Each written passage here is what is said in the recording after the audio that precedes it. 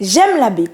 Pourquoi? Parce que non seulement que la Bible décrit, nous laisse savoir qui est notre Dieu, qui nous sommes en Jésus-Christ, mais elle nous permet aussi de savoir le dénouement des choses que nous puissions vivre aujourd'hui. Peut-être aujourd'hui, tu vis une situation difficile ou que ça fait longtemps que tu t'attends à recevoir cette délivrance, ou à recevoir quelque chose de Dieu. Mais il y a quelque chose qui bloque, il y a quelque chose qui t'empêche. Tout comme pour le peuple Israël, ils devaient partir pour accomplir leur destinée en Canaan et il y avait ce pharaon qui se tenait devant eux. Et ce même esprit de pharaon qui était têtu, qui s'obstinait à ce que le peuple reste en esclavage, c'est le même esprit qui peut-être règne aujourd'hui et qui t'empêche à toi aussi d'accomplir les choses que Dieu veut pour toi.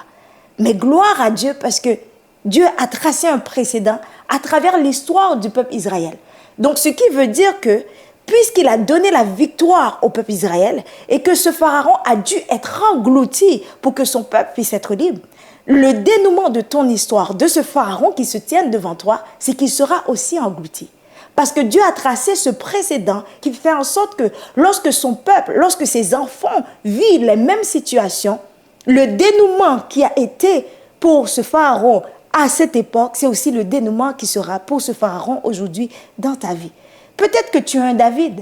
Un David, Dieu avait promis à David d'être établi roi.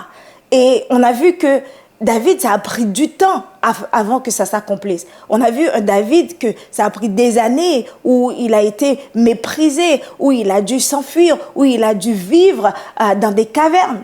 Et peut-être c'est pour toi aussi aujourd'hui, si ça fait longtemps que Dieu t'a promis cette vie où peut-être qu'il va manifester sa gloire dans ta vie. Mais au lieu de voir cette gloire, ce que tu vois, c'est mépris, c'est rejet, c'est lent, les choses n'avancent pas. Mais je peux te dire que de la même façon que Dieu a élevé David et qu'il a laissé ce précédent, c'est de la même façon qu'il va t'élever aussi. Quand Dieu appelle, il ne fait pas demi-tour parce qu'il sait ce qu'il a dit.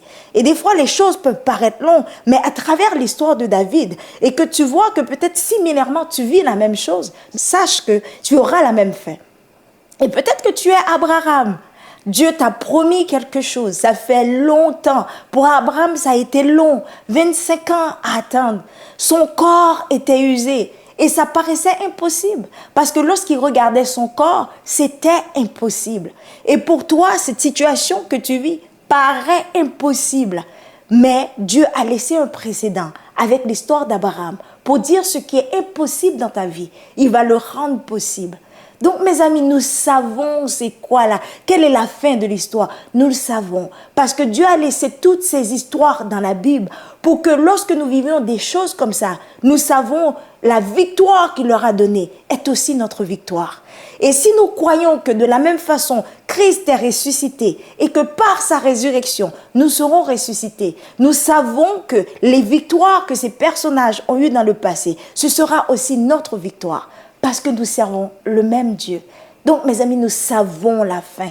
Donc, si tu es découragé en ce moment, je t'invite, ne te décourage pas. Parce que ça peut être long, l'attente peut être longue.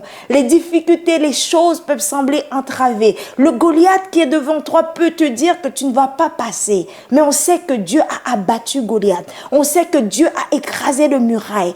Et peut-être ce muraille est devant toi. Il sera aussi effondré. Ne perdons pas espoir, ne lâchons pas, parce que nous connaissons le dénouement. Et la victoire est à nous, parce que Dieu a choisi d'écrire un précédent pour nous assurer que ce précédent nous sert aujourd'hui. Et on sait qu'on sait, on aura la victoire. Donc soyez bénis, ne lâchez pas.